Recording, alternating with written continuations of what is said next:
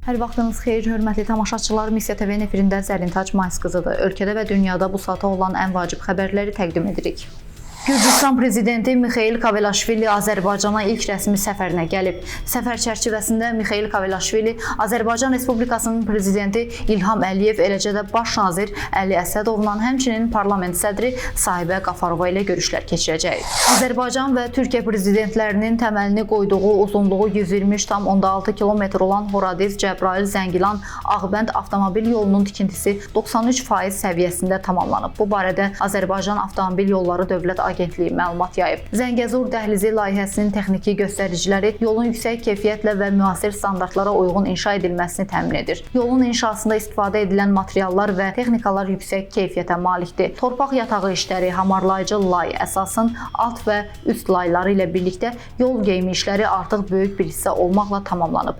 Layihə üzrə ümumilikdə 28 körpü tikilir. Bunlardan 16-sı su ötürücü, 12-si isə yol ötürücüdür. 19 körpünün tikintisi artıq yekunlaşıb, 8 körpüdə tikinti işləri davam edir. Horadiz-Cəbrayıl-Zəngilan Ağbənd avtomobil yolu Hacıqabul-Horadiz-Ağbənd-Zəngəzur dəhlizi magistral avtomobil yolunun bir hissəsi olmaqla Azərbaycanın digər rayonlarını Naxçıvan Muxtar Respublikası ilə birləşdirmək baxımından çox böyük əhəmiyyətə malikdir. Aprelin 14-də vətəndaşların bank kartlarından 13.818 manat oğurlanıb.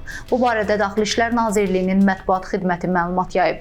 Qeyd edilib ki, kartın üzərindəki CVV, CVC kodu, SMS vasitəsilə göndərilən OTP kodu, digər sizə məxsus sistemlərə giriş üçün lazım olan loqin və şifrələr, kartın PIN kodu məxfi məlumatlardır. Qəti formada şəxsi bank məlumatlarınızı naməlum şəxslərə vermək olmaz.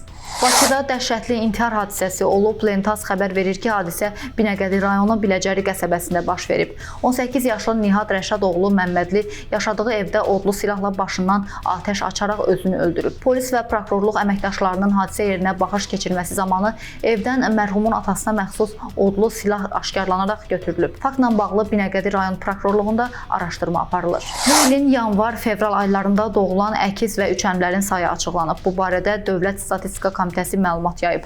Bildirilib ki, doğulan körpələr arasında oğlan uşaqlarının xüsusi çəkisi 53,8%, qız uşaqlarının xüsusi çəkisi isə 46,2% olub. Körpələrdən 570-i əkiz, 33-ü üçəmdə olub. İran nüvə silahı danışıqlarında ABŞ-yə baş ağrısı verir və prosesi sürətləndirmək üçün Vaşinqton Tehrana sərt təzyiq göstərməyə hazırdır. Missiya CNN-ə istinadən xəbər verir ki, bunu ABŞ prezidenti Donald Trump Ağ Evdə jurnalistlərə müsahibəsi zamanı deyib.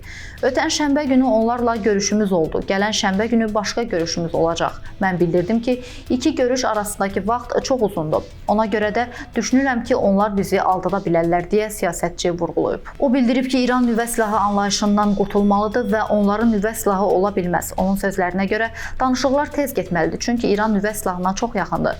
Bu məsələdə çox çətin bir şey etməliyiksə bunu edəcəyik deyə Trump əlavə edib. Bəli, hörmətli tamaşaçılar, ən vacib xəbərləri diqqətinizə çatdırdıq. Siz isə YouTube kanalımıza abunə olmağı unutmayın ki, videolarımızı operativ şəkildə izləyə biləsiniz. Sağ olun, salamat qalın.